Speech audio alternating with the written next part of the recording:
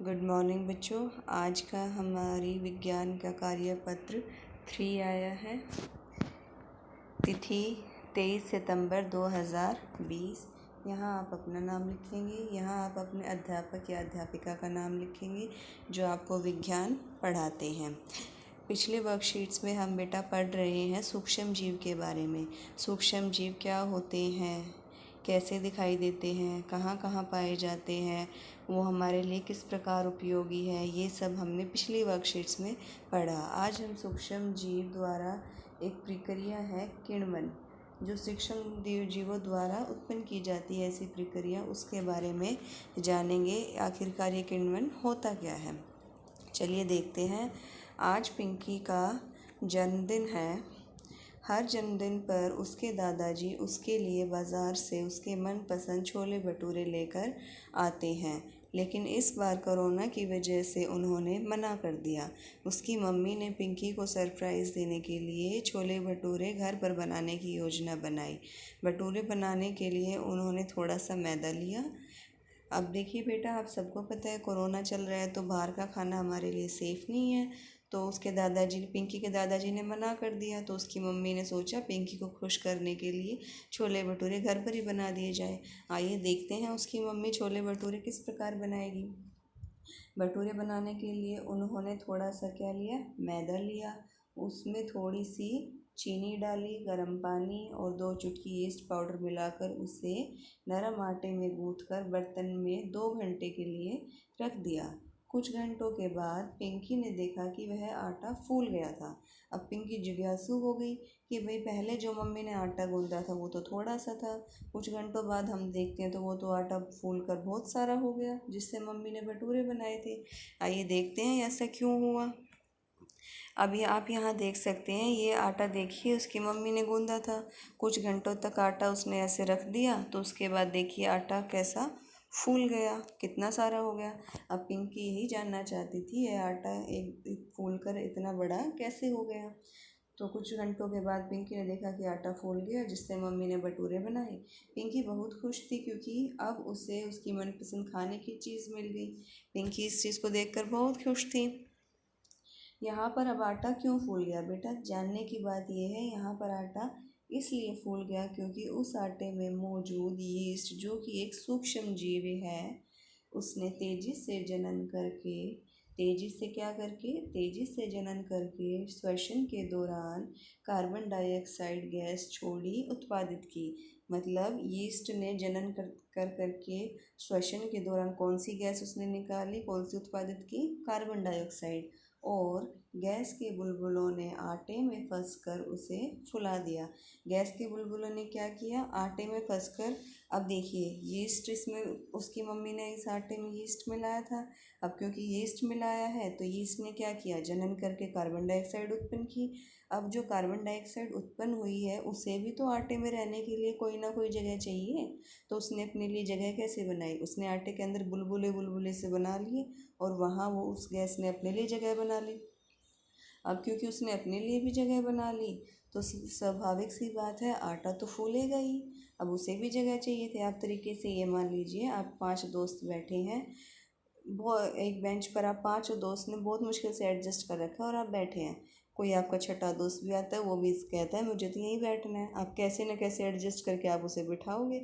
कोई बेंच के ऊपर बैठेगा, कोई बेंच के नीचे वाले हिस्से पे बैठेगा, है ना। तो आप सब ने अपने लिए स्पेस बना लिया, आप सब एडजस्ट हो गए और आपका सरफेस एरिया ज़्यादा दिखने लगा। इसी प्रकार आटे के साथ हुआ है। अब आटे में इतनी सारी चीज़ें डाली थी, जब गूंदा जब ऐसा था, लेकिन अब कार्बन डाइऑक्साइड भी आ गई, उसे भी जगह चाहिए थी, उसने अपनी जगह खुद बना ली बुलबुलों के रूप में और वो फूल कर आटा इतना हो गया। उसकी मम्मी ने बताया कि इसी तरह से ब्रेड, केक और पेस्ट्री भी नरम और स्पंजी बनाए जाते हैं। इसी तरह क्या बनाया जाता है बेटा, ब्रेड भी, केक भी और पेस्ट्री भी। वो भी तो स्पंजी सी होती है। ढोकला भी होता है, वो भी ऐसा ही होता है, स्पंजी सा। उनके अंदर छोटे छोटे बुलबुले होते हैं।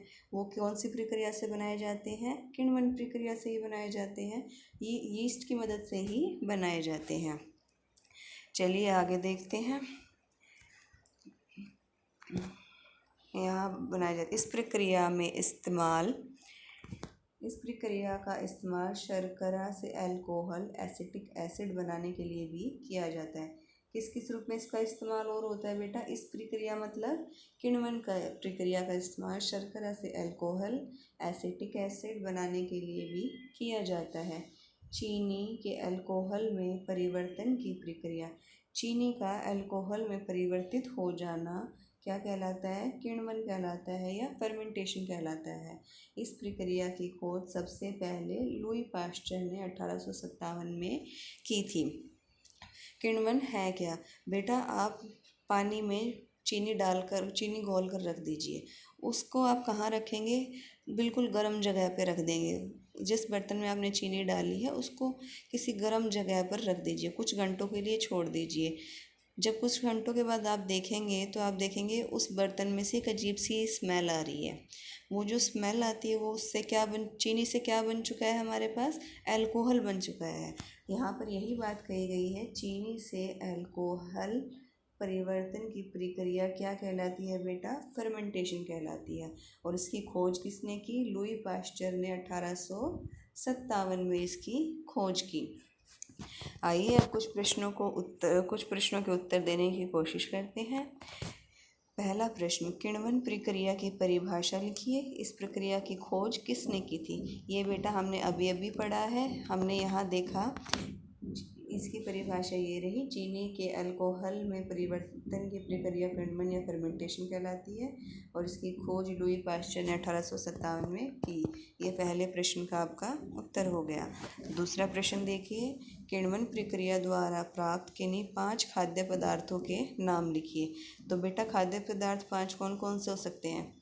अभी हमने सबसे पहले पढ़ा chole bhature, bread, pastry, cake, dhokla. और आप यहाँ फिगर में भी देख सकते हैं, ये एक फिगर भी दी गई है। यहाँ क्या हो सकता है? Cold drinks, bread, jam. ठीक है, ये सब कौन सी प्रक्रिया के उदाहरण है बेटा? सारे किण्वन प्रक्रिया द्वारा बनाई जाने वाले खाद्य पदार्थों के उदाहरण हैं। प्रश्न नंबर तीसरा, कौन सा सूक्ष्म जीव किण्वन प्रक्रिया में सहायक है? कौन सा सूक्ष्म जीव है बेटा सहायक? हम किसके बारे में पढ़ रहे हैं? यीस्ट के बारे में। कौन सा? यीस्ट, जो इसके बारे में सहायक है। प्रश्न नंबर 4, अपने मनपसंद किसी 2 खाने की वस्तुओं के नाम लिखिए जो किण्वन प्रक्रिया द्वारा बनाए जाते हैं। अब किण्वन प्रक्रिया द्वारा पहले आप ये सोचिए कौन कौन से खाने हैं, जिनका उत्तर आप प्रश्न नंबर 2 में दे चुके हैं। अब उसमें से ये छांटिए आपको उनमें से क्या अच्छा लगता है और यहाँ उन 2 खाने की चीज़ों के नाम लिख दीजिए जो आपको पसंद है। प्रश्न नंबर 5, ऊपर दी गई गतिविधि में आटा क्यों फूल गया था? इसका कारण बताइए। आइए बेटा इसका बताते हैं। अभी हमने इधर पढ़ा था ना आटा क्यों फूल गया था। इसका उत्तर यहाँ से, यहाँ पर आटा इसलिए फूल गया था क्योंकि उस आटे में मौजूद यीस्ट, जो कि एक सूक्ष्म जीव है, तेजी से जलन करके श्वसन के दौरान कार्बन डाइऑक्साइड गैस छोड़ी और गैस के बुलबुले ने आटे में फंसकर उसे फुला दिया। इसका उत्तर यहाँ तक हो जाएगा। ठीक है बच्चे, प्रश्न नंबर 5 का उत्तर है ये। उम्मीद करती हूँ बच्चों आपको आज की वर्कशीट समझ आई होगी। धन्यवाद।